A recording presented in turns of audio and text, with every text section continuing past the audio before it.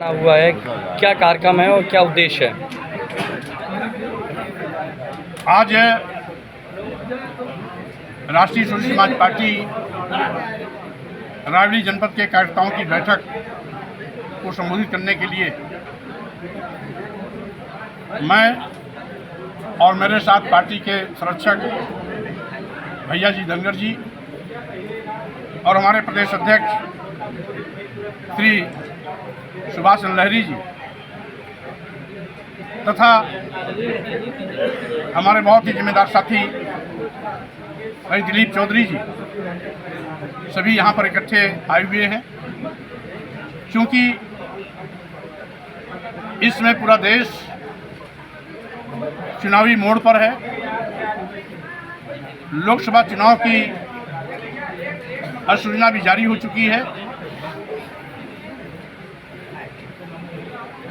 और जिस तरीके से आज भाजपा सरकार ने देश के करोड़ों करोड़ नौजवान को बेरोजगार बनाने का पाप किया है, महंगाई से आम जनता की कमर तोड़ दी है, जीएसटी और ईडी के माध्यम से छोटे लघु मध्यम व्यापारियों की कमर तोड़ने की तैयारी कर ली है। साथ ही साथ किसानों को लाभकारी मूल्य दिलाने का वादा करने वाली सरकार आज तक लाभकारी तो मूल्य नहीं दिला पाई, अलबत्ते एमएसपी की मांग के खिलाफ उन पर जम करके लाठियां बरसाई हैं, उनके रास्ते में कील कांटे बिछाए हैं।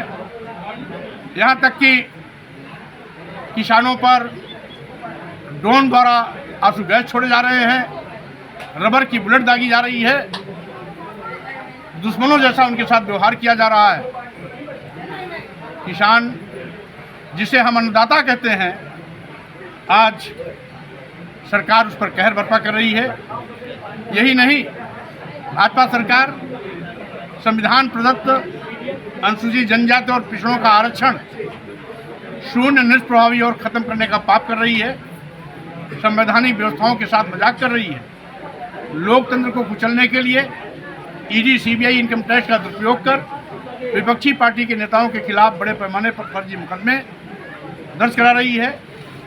और यही नहीं, लाभ के तमाम ऐसे सरकारी प्रतिष्ठान संस्थान विभाग जिसमें मुख्य रूप से देश के सभी बंदरगाह, एयरपोर्ट, एयर इंडिया, सभी रेलवे स्टेशन, कई दर्जन ट्रेनें, LIC जैसी बड़ी संस्थाएं जो लाभ में चल रही थी, उनको निजी हाथों में देने का भी पाप किया है।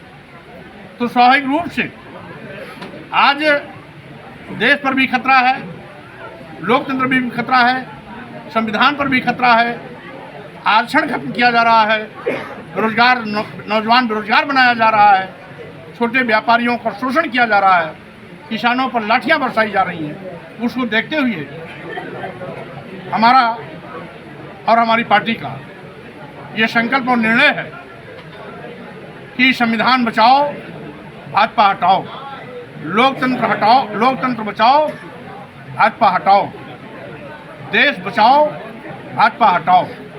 और भाजपा हटाने के लिए चूंकि इंडिया अलायंस गठबंधन बन चुका है, इसलिए हम उसके हिस्से के रूप में न केवल इंडिया अलायंस को मजबूत करेंगे, बल्कि सत्ता से भाजपा को हटाने के लिए हर प्रकार का जो भी उपाय हो सकता है, जनता के बीच में जाने से लेकर के चुनावी सभाओं और साथ ही साथ गोष्ठियों, कार्यकर्ता बैठकों, सम्मेलनों के माध्यम से हम कार्यकर्ताओं को आगाह करेंगे। सुगबुगाहट फैल रही है कि फिर से विलय होने जा रहा है आपका सपा में? क्योंकि जब मैंने पार्टी का ऐलान कर दिया है तो स्वाभाविक रूप से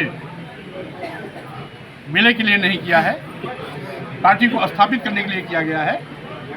इसलिए पार्टी आगे बढ़ेगी। हाँ, इतना जरूर है कि इंडिया अलायंस के कदम से कदम मिला करके हम चलेंगे।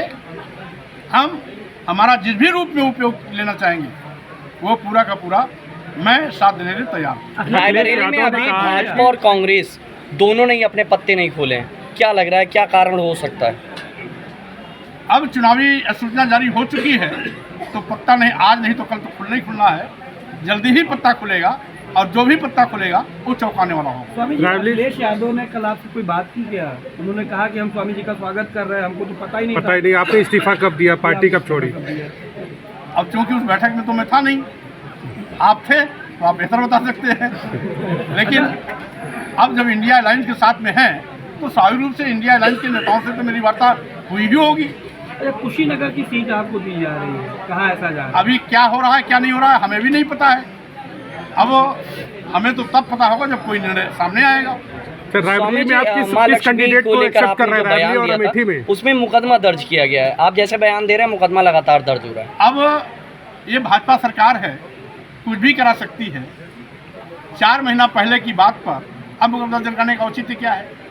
और फिर हमने किसी पर टिप्पणी नहीं की थी, हमने केवल इतना ही कहा था अगर लक्ष्मी की ही पूजा करनी है तो घरवाली की पूजा करिए, जो घर को संभालती है, जो घर को साफ सुथरा रखती है, जो घर की बेहतरी तरक्की और बच्चों की परवरिश से लेकर के पढ़ाई लिखाई लालन पोषण सबका काम करती है। तो जो असली लक्ष्मी घर की है उसकी पूजा करिए। इसलिए हमने विरोध किसका किया? स्वामी जी, रायबरेली में इंडिया गठबंधन का कौन सा कैंडिडेट हो जो किसको उम्मीद करते हैं, कौन होना चाहिए? इंडिया अलायंस जिसको भी कैंडिडेट बनाएगा वो जीतेगा। राहुल प्रियंका में से कौन होना चाहिए? जो भी होगा, अगर घोषणा के पहले कोई बात सुन लेंगे तो मजा फिर किकरा हो जाएगा। मजा बना रहे इसलिए इंतजार करना हो। अच्छा, बदायूं से अभी बीजेपी ने टिकट नहीं दिया है और आपकी बेटी का क्या रहेगा? अब बीजेपी क्या करती क्या नहीं करती उस पर मुझे कोई कमेंट नहीं है। और करती है तो अच्छा, नहीं करती तो अच्छा, ये उसका काम है। उसमें स्वामी प्रसाद मौर्य का कोई दखल नहीं है।